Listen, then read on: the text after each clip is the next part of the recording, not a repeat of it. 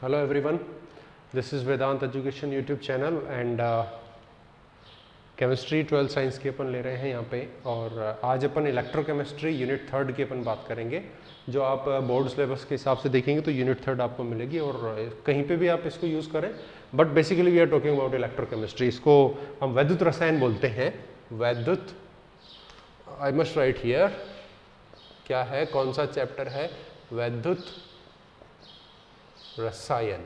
ठीक है, आज इसकी हम बात करने वाले हैं। तो सबसे पहले हम इसके इंट्रोडक्शन की बात करते हैं बच्चों, कि कहाँ पे ये अपने को डेली लाइफ में देखने को मिलता है, इसका मतलब क्या है, वैद्युत रसायन का मतलब क्या है।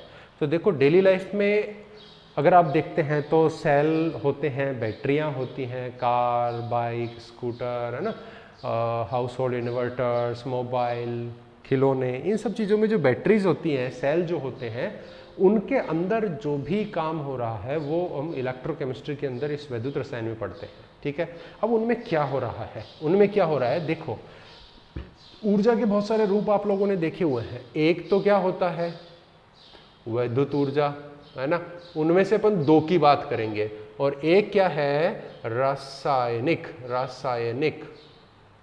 ऊर्जा। ये दो ऊर्जा के रूप हैं जिनके बारे में हम इस चैप्टर में बात करते हैं, जिक्र करते हैं। इलेक्ट्रोकेमिस्ट्री या फिर ऊर्जा के विभिन्न रूप, थर्मोडायनामिक्स जो है, ऊष्मागतिकी, उसमें आप लोगों ने पढ़ा हुआ है।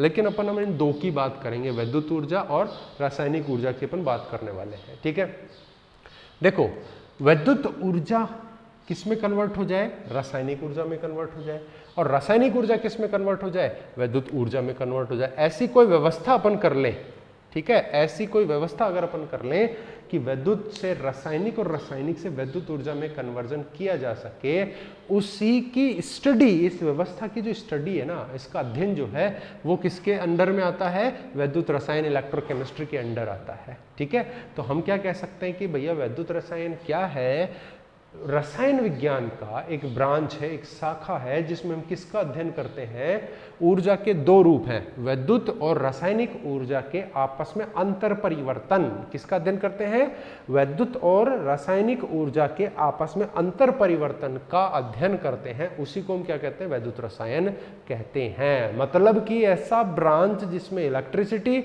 और केमिकल एनर्जी, इलेक्ट्रिक एनर्जी और केमिकल एनर्जी, ये इलेक्ट्रिक एनर्जी, ये केमिकल एनर्जी, इन दोनों के रिलेशन के बारे में, संबंध के बारे में पढ़ेंगे कि आपस में कैसे संबंधित है। अब वो कैसे संबंधित है, इनका इंटरकन्वर्जन कैसे हो रहा है, ये सब की स्टडी क्या कहलाती है, वैद्युत रसायन इलेक्ट्रोकेमिस्ट्री कहलाती है, जिसके बारे में हम जिक्र करने वाले हैं। समझ में आ रही है बच्चों? अच्छा, हाउस होल्ड में मैंने आपको बताया कि ये वाला इंटरकन्वर्जन बहुत जगह काम में आता है। सेल, बैटरी में क्या भरे होते हैं, केमिकल भरा हुआ होता है, और उस केमिकल से क्या होता है, इलेक्ट्रिक एनर्जी बनती है। हम चार्ज करते हैं तो वापस केमिकल बन जाता है। तो ये क्या है, उस वैद्युत ऊर्जा और रासायनिक ऊर्जा में अंतर परिवर्तन है। क्यों बच्चों, समझ में आ रही है बात? सिंपल सी बात है। ठीक है, चलो अब अपन देखते हैं कि आगे इसके कुछ टर्म्स हैं, या फिर अपन ये बात करें, भाई ठीक है, इतना सब हो गया, अब अपने को चालन पे बात करनी है। हालांकि आप लोग समझते होंगे, पढ़े हुए होंगे कि चालन क्या है, चालक क्या है, ये सब चीज़ें आप जानते हैं, लेकिन थोड़ा सा अपन बात कर लेते हैं चालन। ठीक है, किसके लिए होता है ये, विद्युत धारा के लिए होता है। विद्युत धारा का दो विभवांतर के मध्य गमन क्या कहता है, चालन कहलाता है। तथा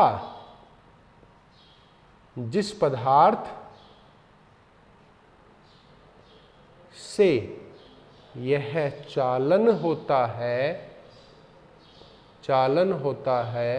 उससे क्या कहेंगे बच्चों, चालक कहेंगे। क्या कहेंगे, चालक कहेंगे। ठीक है, तो आप समझते हैं चालक क्या होता है, जो चालन का कार्य करता है, जो विद्युत धारा को एक पॉइंट से दूसरे पॉइंट तक ले जाने में सहायता करे, उसी को अपन चालक बोलते हैं। चालक कौन, कंडक्टर। बस का भी तो होता है ना कंडक्टर बच्चों, बस का भी होता है कंडक्टर। वो क्या करता है, बस को गाइड करता है कि भैया आगे चलो, पीछे चलो, रोक दो, है ना, उसी को कंडक्टर बोलते हैं। कंडक्ट करने वाले को कंडक्टर बोलते हैं, चालन करने वाले को चालक कहते हैं।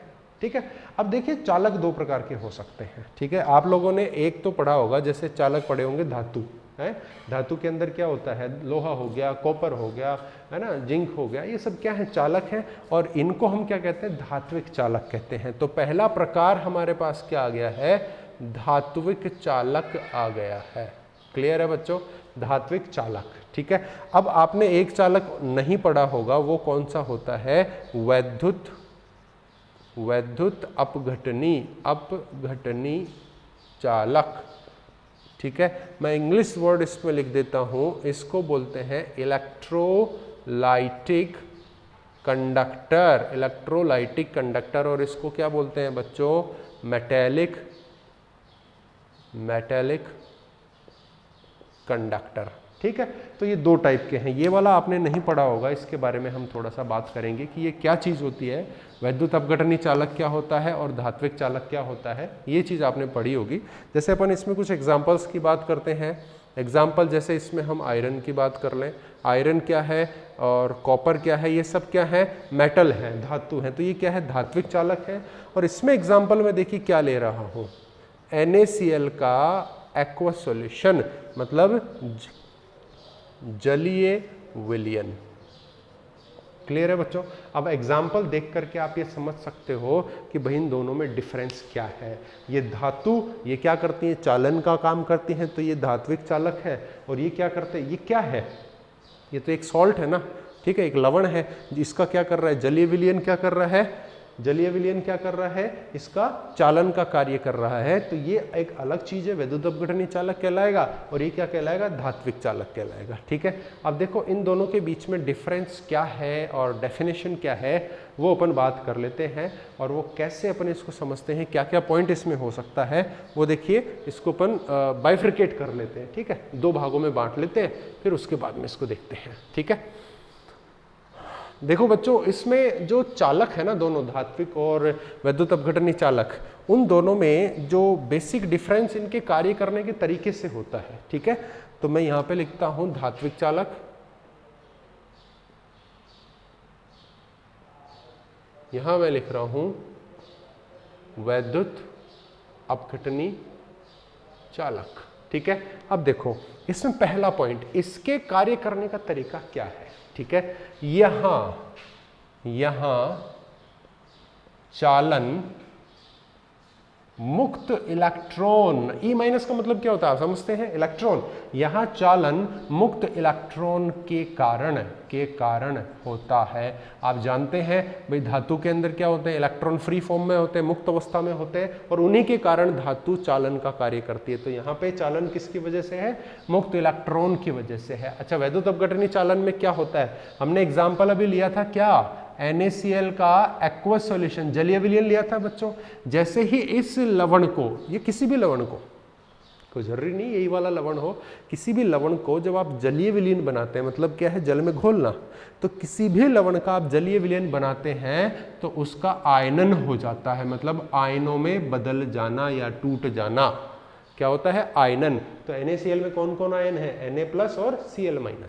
समझ में आ रही है बात, तो इसका आयनन हो गया। तो देखो क्या बन गया, अब हमारे पास क्या बन गया, Na+ और Cl- बन गया ना, तो यहाँ पे ये आयन मुक्त हो गए। इन्हीं की वजह से वैद्युत अपघटनी चालक में चालन का कार्य होता है। तो आप ये लिखेंगे यहाँ मुक्त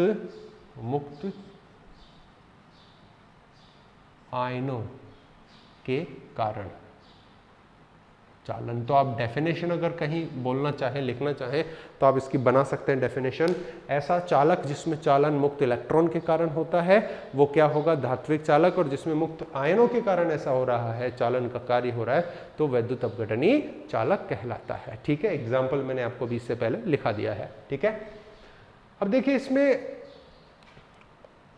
किसी चेंज की बात करते हैं या किसी विशेष और कोई बदलाव की अपन बात करते हैं, तो इसमें क्या होता है कि ये जो इलेक्ट्रॉन है वो कहाँ से कहाँ जा रहा है ना, उसके मुक्त इलेक्ट्रॉन के कारण हो रहा, तो कहीं ना कहीं गमन होगा। और यहाँ पे ये जो मुक्त आयन है प्लस और माइनस, वो कहाँ से कहाँ जा रहे हैं, वो अपने को देखने की बात है। ठीक है, देखिए यहाँ पे जो इलेक्ट्रॉन है वो कहाँ से कहाँ जाते हैं, ये इलेक्ट्रॉन का गमन, ठीक है, कहाँ होता है, नेगेटिव इलेक्ट्रोड, कहां से, नेगेटिव इलेक्ट्रोड से पॉजिटिव इलेक्ट्रोड की ओर होता है। समझ में आ रही है बात? जहां, अच्छा बताइए, इलेक्ट्रॉन जहां ज्यादा होगा वहां कौन सा चार्ज आएगा? नेगेटिव चार्ज ही आएगा ना। तो नेगेटिव पे इलेक्ट्रॉन ज्यादा है तो वो कहां से कहां चलेंगे? नेगेटिव से पॉजिटिव की तरफ चलेंगे। ठीक है। अच्छा, यहां पे ये आयन कहां गमन कर रहे हैं, कर क्या रहे हैं आयन? ठीक है, देखिए, ठीक है, देखिए, आयन विपरीत इलेक्ट्रोड की तरफ गमन करते हैं। देखो जरा, हमारे पास Na+ है और Cl- है, ये तो किधर जाएगा? नेगेटिव इलेक्ट्रोड की तरफ जाएगा क्या बच्चों? और ये किधर जाएगा? पॉजिटिव की तरफ जाएगा ना, विपरीत इलेक्ट्रोड की तरफ जाएगा, क्योंकि हमें मालूम है कि विपरीत आवेश के मध्य आकर्षण और समान आवेश के मध्य क्या होता है? प्रतिकर्षण होता है। क्लियर है बात? ठीक है।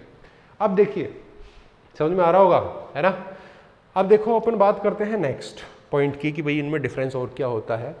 तो आप ये देखेंगे कि धात्विक चालक जो होता है वहां पर कोई भी केमिकल चेंज नहीं होता है, या फिर वहां पे पदार्थ जो है, मटेरियल जो है एग्जैक्टली उसमें कोई मूवमेंट नहीं होता है। आपने कॉपर वायर ले लिया, ठीक है, कॉपर वायर में करंट चालू कर दिया, ठीक है, कोई भी बल्ब जला लिया, whatever you are doing, तो उससे आप क्या करेंगे?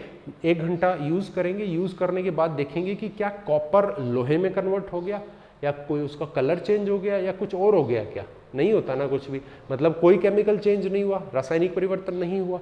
और हम ये देखें कि भाई उस कॉपर वायर को हमने यहाँ रखा था और वो करंट चलने से चल करके यहाँ पहुँच गया, ऐसा भी नहीं होता है। इसका मतलब मटेरियल जो है हमारे पास, पदार्थ जो है, उसमें भी कोई गमन नहीं होता और कोई रासायनिक परिवर्तन भी नहीं होता। किसमें? धात्विक चालक में। ठीक है, तो हम यहाँ क्या लिख सकते हैं? यहाँ रासायनिक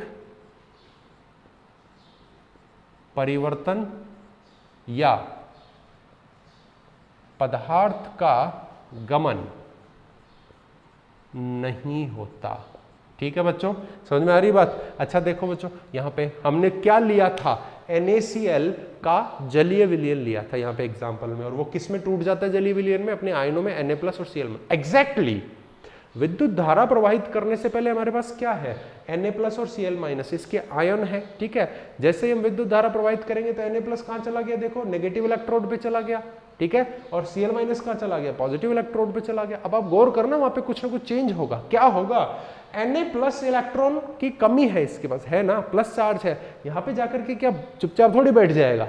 कुछ ना कुछ काम कर लिए तो जा रहा है। हम कोई काम नहीं होता तो एक जगह सोते रहते हैं, कोई काम होता है तभी जाते हैं, और जाते हैं तो काम करते हैं। तो ये यहां से यहां गया, उस जलीय विलयन से इस नेगेटिव इलेक्ट्रोड पे गया, तो कुछ ना कुछ काम तो करेगा। और क्या काम करेगा? अपनी इलेक्ट्रॉन की जो भूख है ना, उसको पूरा करेगा। इसके पास ज्यादा है, नेगेटिव चार्ज है, तो ये इलेक्ट्रॉन इसको देगा।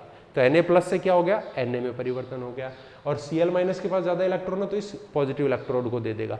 तो Cl- आयन से तो Cl2 गैस बन गई, और Na+ आयन से Na सोडियम धातु बन गई। हो गया केमिकल चेंज, रासायनिक परिवर्तन हो गया। और देखो, सॉल्यूशन के अंदर Na+ और Cl- पड़े थे, कहां चले गए? विपरीत इलेक्ट्रोड पे चले गए। तो पदार्थ का गमन भी है और रासायनिक परिवर्तन भी है, दोनों हो रहे हैं। रासायनिक परिवर्तन और पदार्थ का गमन दोनों होते हैं। बोलो बच्चों, क्लियर है क्या आप लोगों को? ठीक है,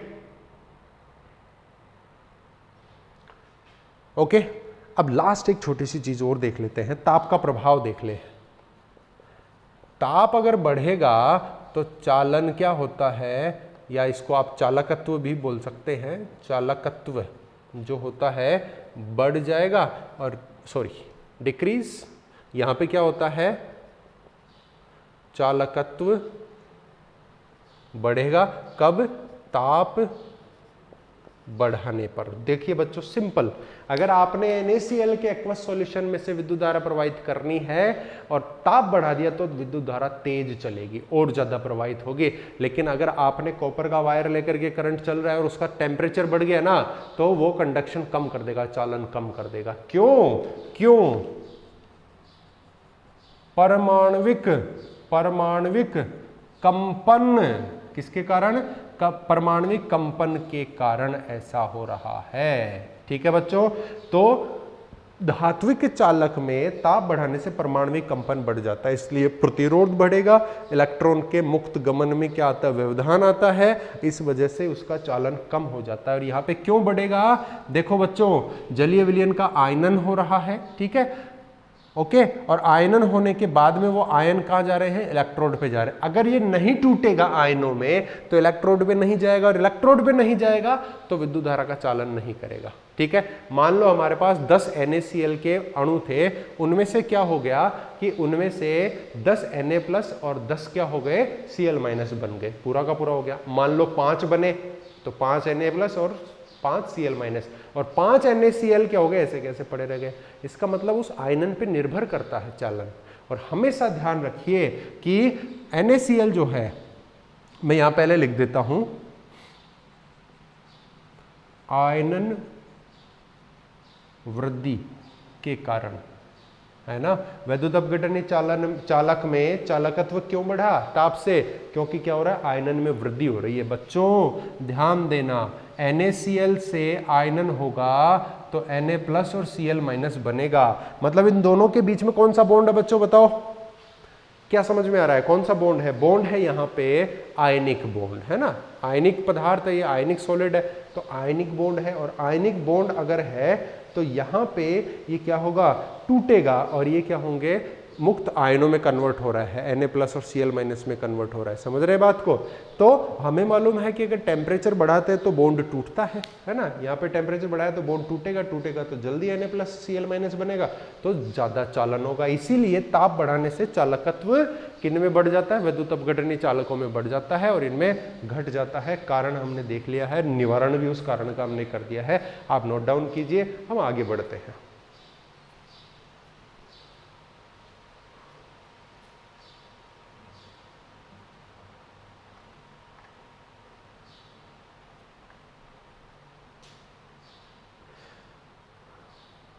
ठीक है, नोट डाउन कर लिया। अच्छा, इसमें एक छोटी सी चीज और देख लेते हैं अपन, कि यहां पे जो चालन हो रहा है, ठीक है, वो कब होता है? देखना जरा, यहां ठोस व गलित दोनों अवस्था में चालन होता है। ठीक है, और यहां क्या होता है?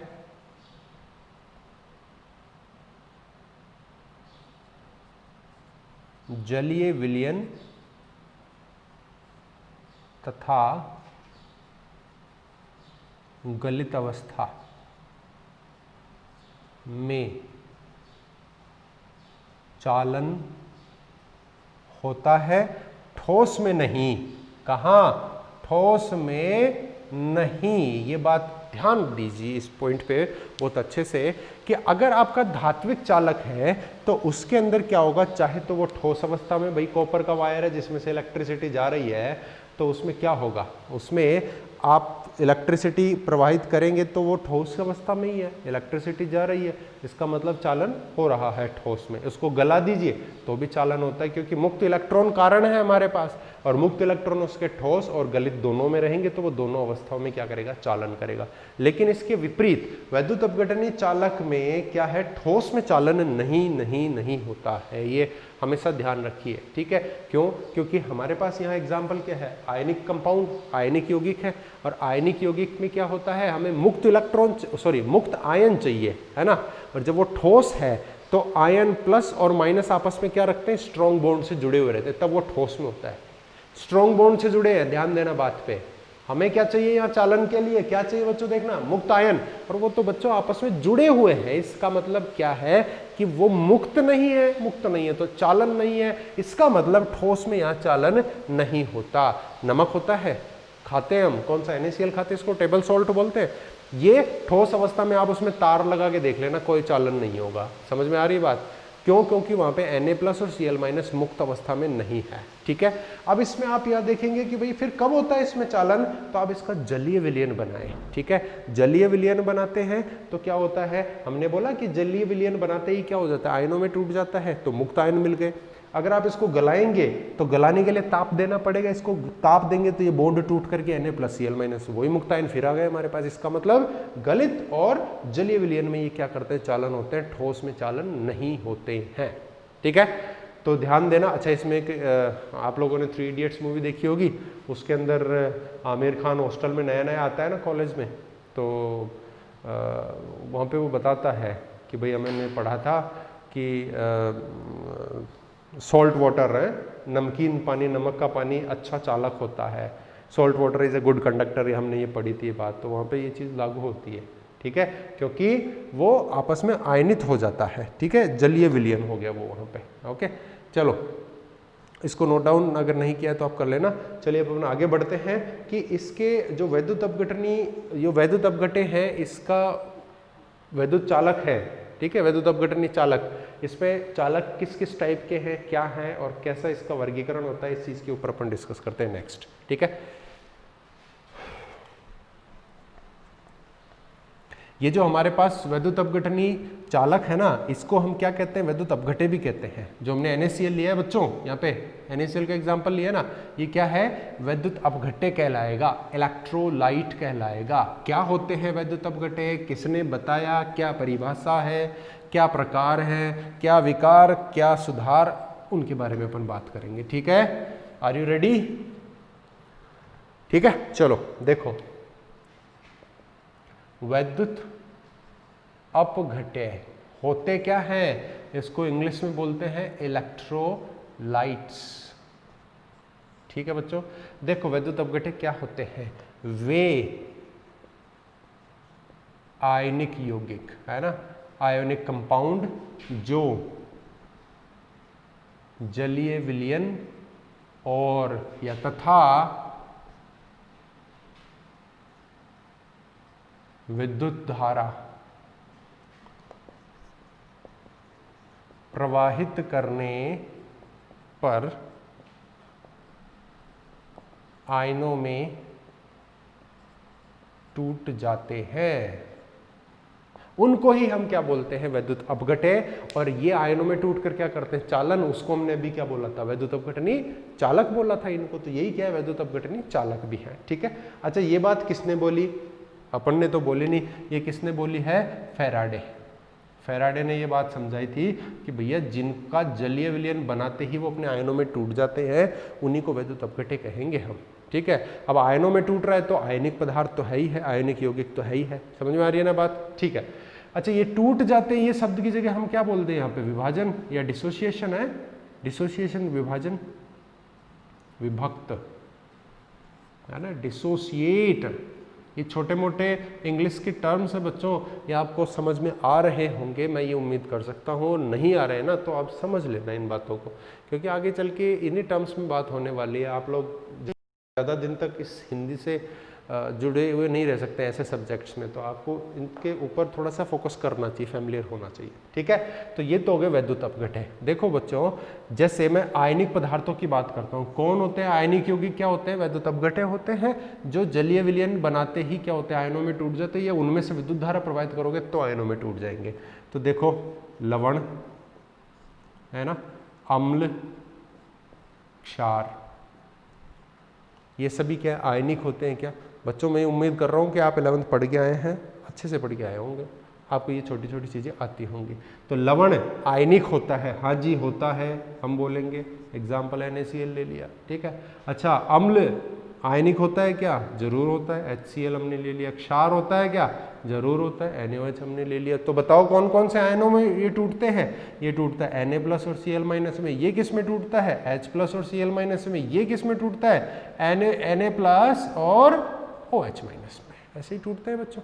ठीक है, तो ये क्या है, लवण, अम्ल, क्षार, ये सब क्या होते हैं, वैद्युत अपघटे होते हैं, क्योंकि अपने आयनों में टूट सकते हैं। अच्छा देखो, वैद्युत अपघटे के 2 प्रकार होते हैं। एक तो कैसा होता है, प्रबल वैद्युत अपघटे, और एक कैसा होता है, दुर्बल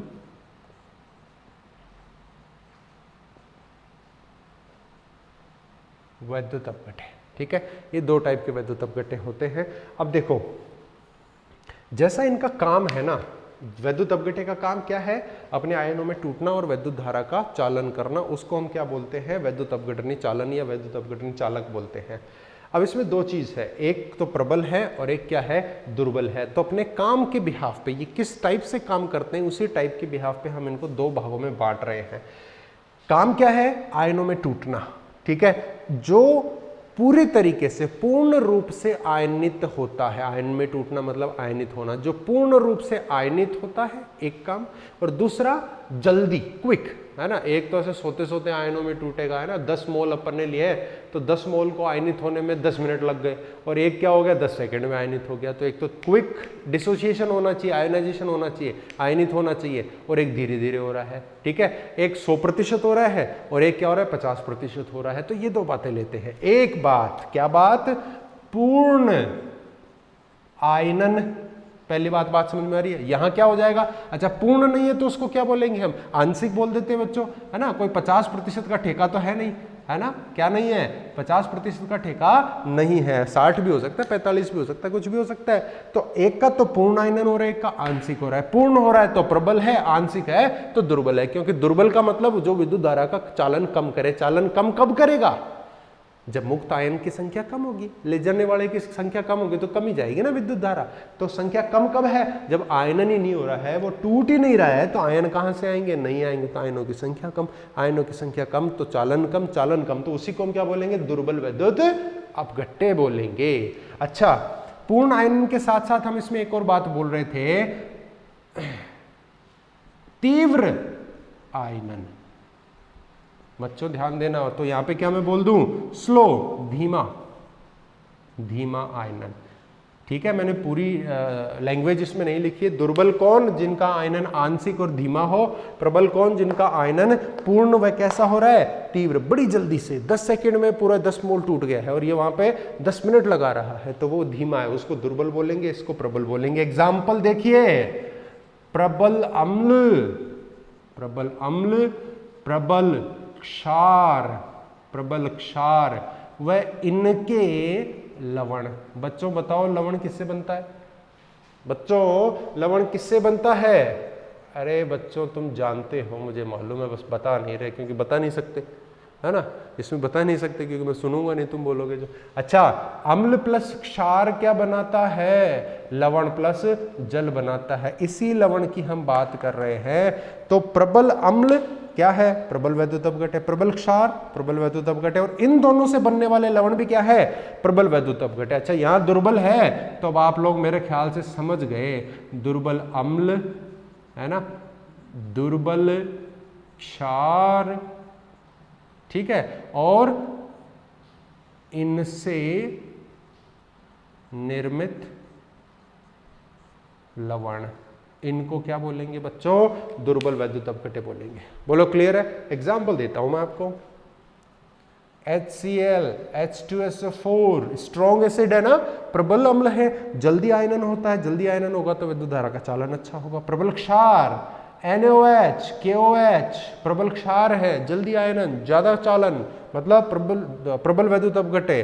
ठीक है, इन दोनों से बना दो, HCl NaOH को जोड़ोगे तो क्या बनेगा, साल्ट, NaCl, KOH और H2SO4 को मिलाकर तो क्या बनेगा, सॉरी, K2SO4। ये क्या है, लवण है, लवण है, आयनन होगा, ज्यादा होगा प्रबल। अच्छा देखो, दुर्बल अम्ल का एग्जांपल, बड़ा बेचारा दुर्बल सा है, खाने को नहीं मिलता है, दुर्बल है तो आयनन कम होगा, आयनन कम होगा तो चालन कम होगा। एसिटिक एसिड है, बड़ा ही वीक है, कुपोषण का शिकार है, इसको खाने को नहीं मिलता।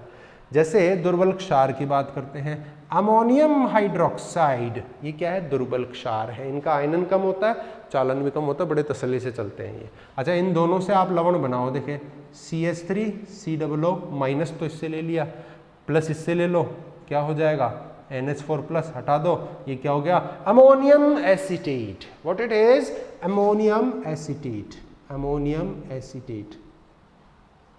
ठीक है। तो ये क्या है, लवण है, किससे बना, दुर्बल अम्ल और दुर्बल क्षार से। तो ये भी क्या है, दुर्बल लवण है एक तरीके से। और इसी को हम क्या बोलेंगे, इसको बोलेंगे दुर्बल वैद्युत अपघट्य बोलेंगे। तो ये है आपके पास एग्जाम्पल्स दोनों के, प्रबल के और दुर्बल के। आप इसको आसानी से देख सकते हैं, समझ सकते हैं। ठीक है बच्चों, नोट डाउन कीजिए। आप पॉज करके भी नोट डाउन कर सकते हैं, यहाँ पे रुकेंगे नहीं, ठीक है ना। चलिए अब अपन आगे बढ़ते हैं। आगे अपन देखते हैं कि इनको प्रभावित करने वाले कारक क्या क्या होते हैं। जो हमारे पास ये वैद्युत अपघट्य हैं, इनसे जो चालन हो रहा है, चालकत्व जो है, इसको प्रभावित करने वाले कारक क्या क्या हो सकते हैं। ठीक है, देखो बहुत सिंपल सी कहानी होगी, समझ में आ रहा है ना बच्चों। देखो जितना आप डेडिकेशन रखोगे खुद से, है ना, कि भाई हमें समझना ही है, पढ़ना ही है। और अभी जो अपन ये क्लासेस रन कर रहे हैं ऑनलाइन, उसमें अभी माहौल बहुत ज़्यादा ख़राब है ना। तो आप लोगों को ध्यान देना चाहिए कि आपकी पढ़ाई का लॉस बहुत ज़्यादा हो रहा है। तो डेडिकेट रहिए, आपको डबल समझ में आएगा। अगर आप इच्छा रखोगे तो डबल समझ में आएगा। और ऐसे यूं ही बिना मन के बैठोगे लेकर के, बस वीडियो जैसे मूवी देखते वैसे देखा, बंद किया और सो गए, तो कुछ समझ में नहीं आएगा। ठीक है ना। देखो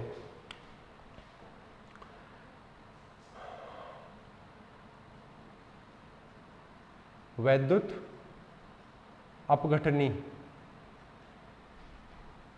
चालकत्व या चालन मान लीजिए, आप ज़्यादा लोड लेने की जरूरत नहीं, ये वर्ड आगे और आएगा, समझ लेंगे हम, है ना। मतलब चालन करने की क्षमता को ही अपन चालकत्व मान लेते हैं, ऐसे मान लो। ठीक है, चालन को प्रभावित करने वाले कारक। अब इन कारकों में देखो, सबसे पहला काम हम बात करते हैं अंतर आयनिक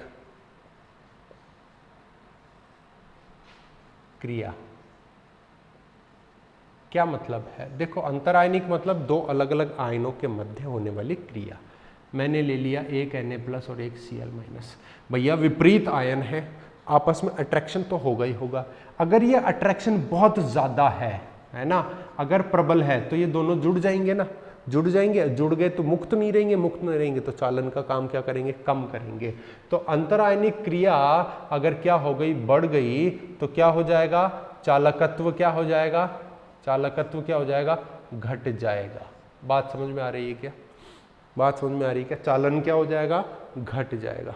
क्लियर है ये बात। अच्छा नेक्स्ट देखो, अच्छा दुर्बल और प्रबल वैद्युत अपघट्य की तो हम बात कर चुके हैं। अगर प्रबल वैद्युत अपघट्य आप काम में ले रहे हैं तो क्या होगा, ज़्यादा चालन होगा। दुर्बल ले रहे हैं तो दुर्बल होगा। वो फैक्टर्स इन पे भी लागू होते हैं, ये वाले जो फैक्टर है वो दुर्बल और प्रबल दोनों पे लागू होते हैं। ठीक है, नेक्स्ट अपन बात करते हैं इनके विलायकीकरण की बात करते हैं। ठीक है,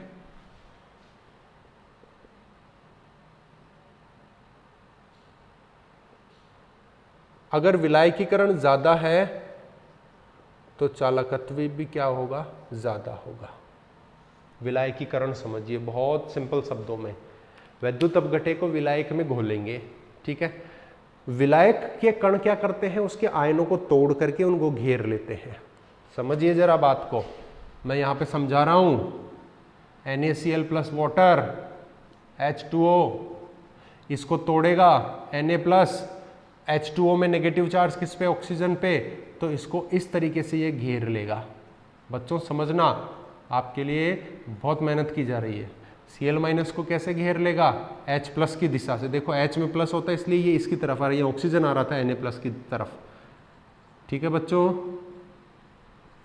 ठीक है, ये इसको ऐसे घेर लेगा। कुल मिलाकर के जैसे ही वैद्युत अपघट्य को विलायक में घोलते हैं तो कुछ ऊर्जा मुक्त होती है, उसी को विलायकीकरण, इस प्रोसेस को विलायकीकरण बोल रहे हैं। विलायक में घुलने को ऊर्जा को विलायकीकरण की ऊर्जा बोलेंगे। जितना ज्यादा विलायकीकरण है, मतलब इनको तोड़ करके ये घेर लेंगे, उतना ही ज्यादा।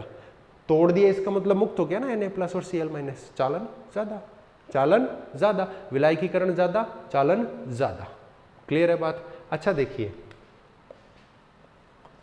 विस्कासिता समझ रहे हैं क्या बच्चों, विस्कोसिटी है, विस्कोसिटी, विस्कासिता, नीटा आप लोगों ने पढ़ा है 11th क्लास में। क्या होती है, जल और शहद, इन दोनों में से विस्कासिता ज्यादा किसकी है, शहद की। देखो विस्कासिता जितनी ज्यादा होगी चालन क्या होगा, उतना ही कम होगा। चालन क्यों हो रहा है? जैसे ही हमने क्या किया, आयनित किया आयनों को, है ना, इसको आयनित किया, Na+ और Cl- में तोड़ा, प्लस और माइनस के इलेक्ट्रोड लगाए, तो Na+ क्या करेगा, दौड़ लगाएगा किधर, माइनस वाले इलेक्ट्रोड की तरफ, और Cl- कहाँ जाएगा, प्लस वाले इलेक्ट्रोड की तरफ दौड़ लगाएगा। अब बीच में बहुत सारे लोग आ गए मान लीजिए, या कैसा हो गया, एक तो अपने को बाहर दौड़ लगा रहे हैं जमीन पे, और एक पानी में। धीमा कहाँ दौड़ पाएंगे, पानी में धीमा दौड़ पाएंगे, ठीक है ना। तो जितनी ज्यादा विस्कासिता है, मतलब उसको दौड़ने में दिक्कत आ रही है, तो उतना ही चालन क्या होगा, कम होगा, क्योंकि इलेक्ट्रोड पे नहीं पहुंचेगा तो वो काम ही नहीं कर पाएगा ना। क्लियर है क्या मेरी बात, समझ में आ रही है बच्चों? अच्छा, इसके अलावा देखो सांद्रता, सांद्रता ज्यादा चालन कम। ये ध्यान रखना बच्चों, ये केवल और केवल वैद्युत अपघटनी चालन के लिए हो रहा है, बाकी किसी से मत जोड़ देना, धात्विक से मत जोड़ देना इसको, केवल उसके इफेक्टिंग फैक्टर्स हैं, ठीक है। अब देखो सांद्रता ज्यादा चालन कम। अब आप ये कहेंगे कि भाई सर ये तो सांद्रता ज्यादा है तो आयन भी ज्यादा होंगे ना, आयन ज्यादा है तो भाई ज्यादा आदमी ज्यादा काम करेंगे। ऐसा नहीं होता है, जहाँ ज्यादा आदमी होते हैं ना तो आपस में गप्पे लड़ाते हैं, काम नहीं करते हैं। आदमी सही संख्या में ही होने चाहिए। तो आयन भी वही दौड़ लगाने वाली बात आ गई, सामने बहुत सारे प्लस ही प्लस दौड़ लगा रहे हैं, सब आपस में भीड़ भीड़ के गिर रहे हैं, वहीं पे पहुंच कोई नहीं पा रहा है ना। अगर संख्या में सही होंगे, ठीक ठाक होंगे, ना कम ना ज्यादा, तो आराम से सब सीधे सीधे दौड़ेंगे और पहुंच जाएंगे, काम ज्यादा होगा, है ना। तो सांद्रता जितनी ज्यादा होगी उतना ही चालन कम होता जाएगा। मतलब डाइल्यूट अगर सॉल्यूशन है, तनु सॉल्यूशन है, तो चालन अच्छा होता है। समझ में आ गई बात। अब लास्टली देखो यहाँ पर, अच्छा ये रफली है, कोई ऐसा हमारे पास डेटा नहीं है, इसका डेटा अपन आगे पढ़ेंगे, संख्या के आधार पर पढ़ेंगे, है ना। अब देखो एक अपन ताप की बात, हालांकि ये अपन पढ़ चुके हैं, ताप ज्यादा तो चालन ज्यादा, पढ़ा था ना हमने। धात्विक में चालन कम होता है ताप बढ़ने से, है ना, और वैद्युत अपघटनी का चालन क्या होता है, ताप बढ़ाने से बढ़ता है। क्यों? क्योंकि NaCl में से Na+ और Cl- अलग अलग करने के लिए बॉन्ड तोड़ना पड़ेगा, और बॉन्ड तोड़ने के लिए ताप बढ़ा दो, टूट जाएगा, मुक्त आयन चालन ज्यादा। बच्चों होपफुली आपको ये चीज समझ में आ रही है, ठीक है। तो देखो ये चीज हुई क्या, इनके ऊपर जो इफेक्टिंग फैक्टर्स हैं वैद्युत अपघटनी चालकत्व के, जो फैक्टर्स हैं वो अपन ने इसके अंदर देखे, ठीक है। अब इसके बाद में अपन एक छोटी सी बात और कर लेते हैं, सेल की बात करते हैं, ठीक है। देखो क्योंकि सेल अपन आगे, अब इसमें सेल ही पढ़ना है अपने को इस चैप्टर के अंदर, तो सेल क्या होता है, क्या उसके प्रकार है, और एक छोटा सा पॉइंट अपन और इसके अंदर देखेंगे, उससे अपने को आगे इस चैप्टर में हेल्प मिलेगी, याद करने की बात है, ठीक है। सेल भैया क्या चीज होती है सेल? सेल आप लोगों के दिमाग में आएगा सीधा, घड़ी का सेल होता है, रिस्ट वॉच का सेल होता है ना। अच्छा, सेल और बैटरी एक ही चीज होती है, कभी भी कंफ्यूज नहीं होना है। सेल और बैटरी एक ही चीज है, फिर बोलेंगे नाम अलग अलग क्यों है। तो सेल क्या होता है, एक सिंगल डिवाइस होती है जिसका पावर कम होता है, और सेल को सीरीज में जोड़ दो बहुत सारे को तो बैटरी बन जाती है ज्यादा पावर की। तो बात एक ही है, तो अपन सेल के नाम से उसको पढ़ रहे हैं। तो होता क्या है ये, ठीक है। देखो जैसे आप बात करेंगे कि टॉर्च होती है, टॉर्च के अंदर जो बैटरी लगी है उसके दो काम होते हैं। एक तो वो क्या करती है, इलेक्ट्रिसिटी हमें देती है और बल्ब जलता है, ठीक है। और दूसरा काम क्या होता है, हम उसको बाहर से पावर देते हैं तो वो क्या होता है, चार्ज हो जाती है वापस से बैटरी। और जो हमने शुरू में पढ़ा था कि वैद्युत रसायन का मतलब क्या है, रासायनिक से वैद्युत और वैद्युत से रासायनिक ऊर्जा में अंतर परिवर्तन, वही काम बैटरी में होता है, ठीक है। तो मतलब कि सेल क्या है, ऐसी युक्ति जो रासायनिक व वैद्युत ऊर्जा को अंतर परिवर्तित करती है। क्लियर है क्या बात? बिल्कुल सिंपल वर्ड्स में, मतलब ऐसा डिवाइस, ऐसी युक्ति जो रासायनिक से वैद्युत और वैद्युत से रासायनिक परिवर्तन कर दे, उसी को हम सेल बोलेंगे। आंख बंद करके बड़ी बड़ी बैटरियां होती है, छोटे छोटे सेल होते हैं, रिस्ट वॉच में इतना सा सेल होता है वो भी सेल है, बड़ी बैटरी में भी क्या होते हैं, छोटे छोटे सेल लगे होते हैं, इसलिए फिर वो एक जगह करके उसको बैटरी बना देते हैं, है ना।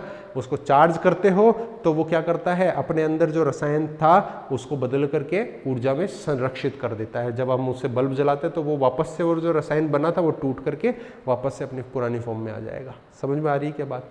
बैटरी चार्ज है, उसमें रसायन है, बल्ब जलाओगे रसायन टूट करके क्या हो जाएगा, डिस्चार्ज हो जाएगा।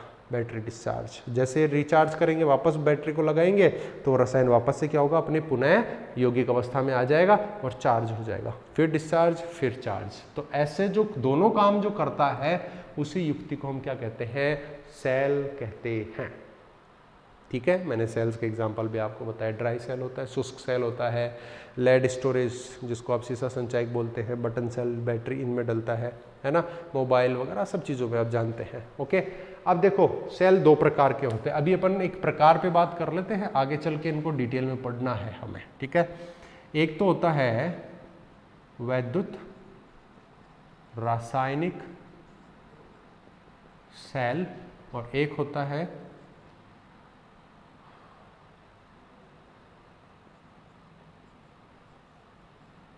रासायनिक सेल।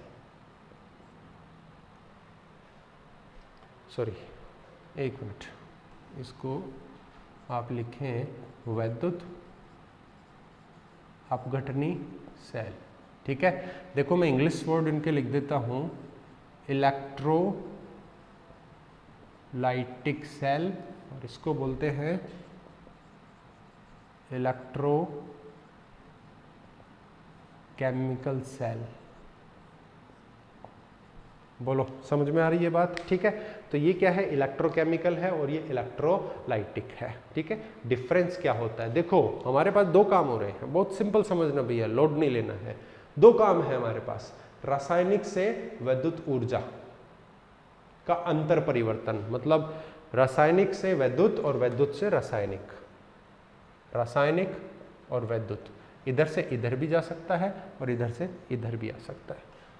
क्लियर है बात? तो ये दोनों क्या करते हैं, इसी के बिहाफ पे क्लासिफाइड है। इन दोनों को अलग अलग किस बिहाफ पे किया है कि किस में से किस में कन्वर्जन हो रहा है। वैद्युत रासायनिक सेल कौन सा होता है, देखो ये क्या करता है, वैद्युत ऊर्जा को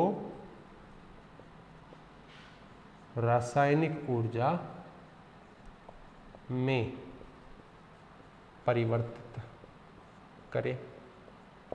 ये क्या कर देगा, उल्टा, रासायनिक ऊर्जा से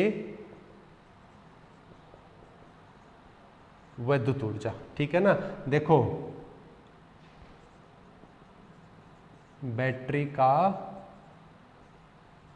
डिस्चार्ज होना, ये क्या है, रासायनिक ऊर्जा से वैद्युत ऊर्जा में कन्वर्जन, और यहां क्या है, बैटरी का चार्ज होना। बोलो, समझ में आ रही है क्या बच्चों? जैसे हमने टॉर्च जलाई तो बैटरी में जो रासायनिक ऊर्जा थी, जो रसायन पड़े थे, संरक्षित थे, वो टूट करके विद्युत ऊर्जा दे देंगे। ये काम हो गया, रासायनिक से विद्युत, क्या बोलेंगे उसको, सॉरी उल्टा हो गया बच्चों, इलेक्ट्रोकेमिकल है ना,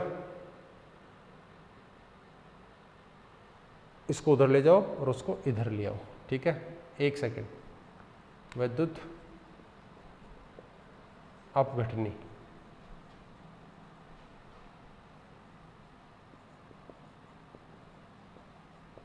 सॉरी फॉर द इनकन्वीनियंस। देखो बच्चों, वैद्युत अपघटनी का मतलब क्या है, अपघटन होना, किसका, वैद्युत अपघटेगा, NaCl का। तो क्या होगा, कैसे अपघटन होगा, विद्युत धारा दे दो, तो बाहर से विद्युत धारा देंगे तो क्या होता है, विद्युत अपघटन होता है। तो मतलब बाहर से विद्युत धारा दिए तो उसको लेकर के क्या बन गया, रासायनिक ऊर्जा बन जाती है ना। तो इसको क्या बोलेंगे कि ऐसा सेल जो विद्युत ऊर्जा को रासायनिक ऊर्जा में बदल दे, उसको विद्युत अपघटनी सेल बोलेंगे। और ऐसा सेल जो क्या कर दे, रासायनिक से, अब उसी बैटरी को वापस चार्ज लगाओगे तो बाहर से विद्युत धारा लेकर के उस रसायन को वापस बना देगा। तो क्या किया, क्या कर रहा है, चार्जिंग के टाइम पे क्या होगा, बाहर से अगर आप इस सेल की अगर आप बात करते हो तो रासायनिक से, वैद्युत रासायनिक सेल है, आपने टॉर्च ऑन की, ठीक है ना, टॉर्च ऑन करते हैं, कंफ्यूजन हो रहा है क्या, थोड़ा सा गर्मी की वजह से कंफ्यूजन हो गया होगा आप लोगों को। चलिए, इरेज आउट जो बात आप बोल रहे हैं, देखिए वापस से समझना इस चीज को। वैद्युत रासायनिक सेल है और एक वैद्युत अपघटनी सेल है। दो बातें हैं क्या, एक तो बैटरी से विद्युत धारा लेना और एक बैटरी को देना, चार्ज करना। तो आप बाहर से विद्युत धारा दे रहे हैं तो विद्युत धारा को लेकर के वो रासायनिक ऊर्जा में बदल देगी। विद्युत धारा को लेकर के रासायनिक ऊर्जा में बदल रही है, इसको क्या बोलेंगे हम, क्या बोलेंगे, विद्युत अपघटनी सेल बोलेंगे। अच्छा, हमने टॉर्च जलाई तो रासायनिक ऊर्जा से विद्युत धारा में कन्वर्ट करके हमें दे देगा, तो रासायनिक ऊर्जा से विद्युत धारा में बदल रहा है तो विद्युत रासायनिक सेल। सिंपल सी बात, ठीक है। तो ये दो चीजें हमारे पास में है और ये दो इनके प्रकार हैं। अब इनमें हम एग्जांपल्स पढ़ेंगे, पूरी डिटेल में पढ़नी है अपने को ये, ठीक है। तो अब एक छोटी सी चीज और समझ लीजिए आप। देखो इलेक्ट्रोड दो होते हैं हमारे पास, एक तो है एनोड और एक कैथोड, ठीक है ना, दो इलेक्ट्रोड हैं। अब आप लोगों को एक कन्फ्यूजन होता होगा हमेशा कि भाई पॉजिटिव कौन है और नेगेटिव कौन है। कहीं पे आप 10th तक आपको ये दिक्कत आती होगी, 11th, अच्छा 10th तक तो आप क्या पढ़ेंगे, एनोड पॉजिटिव कैथोड नेगेटिव। लेकिन जैसे 11th में आते हैं तो फिजिक्स वाले बोलते हैं कि एनोड पॉजिटिव कैथोड नेगेटिव, और केमिस्ट्री वाले बोलते हैं कि एनोड नेगेटिव कैथोड पॉजिटिव, और कैथोड मतलब जोल जाल हो गया सारा। मैं आज इसको अलग अलग करके बताता हूँ आपको, दोनों चीज़ें देखने को मिलेगी बच्चों। इनका चार्ज जो है ना वो दोनों देखने को मिलेगा। एनोड नेगेटिव भी हो सकता है और ये नेगेटिव होगा तो ये पॉजिटिव हो जाएगा, एनोड पॉजिटिव भी हो सकता है, ये पॉजिटिव हो तो ये नेगेटिव हो जाएगा। बोलो ये तो क्या मनमर्जी, क्या बहरूपीय थोड़ी है जो बदल जाएंगे, नहीं, ये सेल पे डिपेंड करता है बच्चों। किस पे डिपेंड करता है, सेल पे, कि आप एनोड और कैथोड को वैद्युत अपघटनी सेल में देख रहे हो या वैद्युत रासायनिक सेल में देख रहे हो, ठीक है। अगर आपने वैद्युत रासायनिक सेल लिया है तो एनोड नेगेटिव कैथोड पॉजिटिव, ठीक है, वैद्युत रासायनिक सेल, और यहां वैद्युत अपघटनी सेल, ठीक है। अच्छा देखो एक चीज याद रखना, एनोड किसी में भी हो, चाहे वैद्युत अपघटनी में हो चाहे वैद्युत रासायनिक में हो, यहां हमेशा क्या होगा, ऑक्सीकरण होगा। इस इलेक्ट्रोड पे हमेशा ऑक्सीकरण होगा और कैथोड पे क्या हो जाएगा, अपचयन हो जाएगा। ये फिक्स है, इसमें कोई झोलझाल नहीं है, कोई बदलाव नहीं होता है, ठीक है ना। और इसी के आधार पे आप याद रख सकते हो कि भैया एनोड पे क्या होगा, कैथोड पे क्या होगा। यहाँ पे ऑक्सीकरण अगर वैद्युत रासायनिक है तो नेगेटिव और वैद्युत अपघटनीय है तो पॉजिटिव। ये क्या हो जाएगा, पॉजिटिव कब, वैद्युत रासायनिक है तो, और वैद्युत अपघटनीय है तो नेगेटिव। कुल मिलाकर के आपको समझने का एक सिंपल तरीका बताता हूं कि बैटरी अगर चार्ज हो रही है, विद्युत धारा दे रहे हैं, चार्ज होने का मतलब ये हो रहा है काम, ये हो रहा है तो कौन सा सेल है, विद्युत अपघटनी। तो बैटरी अगर चार्ज हो रही है तो ये हो जाएंगे चार्जिंग, और वही बैटरी से अपन क्या कर रहे हैं, डिस्चार्ज कर रहे हैं, विद्युत धारा ले रहे हैं, तो वो किस में बदल गई, इसमें देखो रासायनिक से विद्युत में मिल रहा है तो इसमें ये क्या हो गया, डिस्चार्जिंग। तो बैटरी जब डिस्चार्ज हो रही है तो एनोड नेगेटिव है, कैथोड पॉजिटिव है, और ये चार्ज हो रही है तो एनोड पॉजिटिव और एनोड कैथोड नेगेटिव है। ये आपको याद रखना है बच्चों, ठीक है। ये ऐसा क्यों हो रहा है अपनी मर्जी नहीं है, हम जैसे चाह रहे हैं वैसे घुमा रहे हैं, ऐसा नहीं है, इसके पीछे लॉजिक है, ठीक है। और वो आप इस ऑक्सीकरण और अपचयन को याद रखिए कि एनोड में हमेशा ऑक्सीकरण और कैथोड में हमेशा अपचयन, ये हमेशा याद रखना। और ये क्यों हो रहा है बदलाव, ये जैसे अपन वैद्युत अपघटनी सेल पढ़ेंगे उसके अंदर मैं आपको दोबारा से बताऊंगा, लेकिन ये याद आप रखना, ठीक है। क्लियर है आज की क्लास आप लोगों को, ठीक है ना। So thank you very much to viewing the class, अच्छे से पढ़िए, और नेक्स्ट लेक्चर के अंदर हम वैद्युत अपघटनी सेल के बारे में बात करेंगे, एग्जाम्पल लेंगे, क्या रिएक्शन हो रही है, कैसे वो इलेक्ट्रॉन्स और आयंस मूव कर रहे हैं, इलेक्ट्रोड्स की तरफ जा रहे हैं, ठीक है। चलिए, थैंक यू वेरी मच।